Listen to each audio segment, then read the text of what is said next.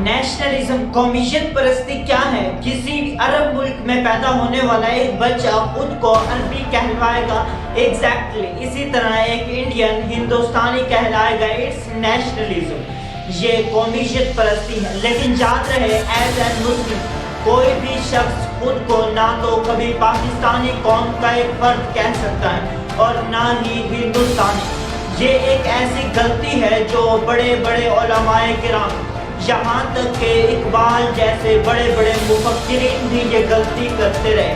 اسی غلطی کے دوران ہی اقبال اپنی ایک غزل میں لکھتے ہیں، سارے جہاں سے اچھا ہندوستان ہمارا، ہم بلبلیں ہیں اس کی یہ گلستان ہمارا، مذہب نہیں سکھاتا آپس میں بھیڑ رکھنا، ہندی ہے ہم، وطن ہے ہندوستان ہمارا۔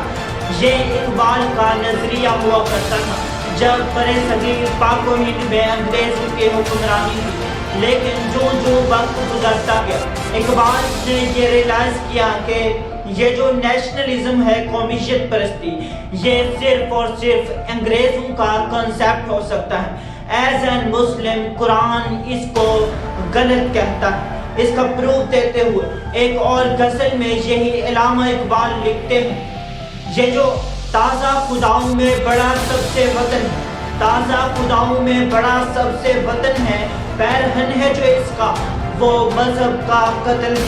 توحید کی قوت سے بازو تیرا قوی ہے، توحید کی قوت سے بازو تیرا قوی ہے، اسلام تیرا دیش ہے تو مستقبی ہے۔ جہاں اقبال یہ تشریح کی جائے تو اقبال کہتے ہیں نہ تو پاکستانی ہے نہ ہی انڈین، تو صرف اور صرف اسلام کا یعنی ایک مسلمان ہے اور امت مسلمہ کا ایک فرد ہے۔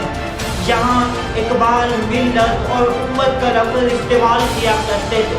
یہی اسی کے دوران ہی برے صغیر یعنی پاک و ہند میں ایک کسی عالم دین نے یہ فتویٰ جاری کر دیا کہ یہ جو امت اور ملت کا لفظ ہے، اس کو ہم وطن سے تشبیہ دیتے ہیں۔ اس کا جواب دیتے ہوئے کسی تحریر میں علامہ اقبال کیا خوب لکھتے ہیں، مولانا صاحب آپ سے بہتر کون جانتا ہے، یہ جو ہمارا مذہب اسلام ہے یہ کسی وقتی سمجھوتے کی اجازت نہیں دیتا ہمارے تعلقات میں، یعنی پاکستانی اور ایز این انڈین کسی کی اجازت نہیں دیتا۔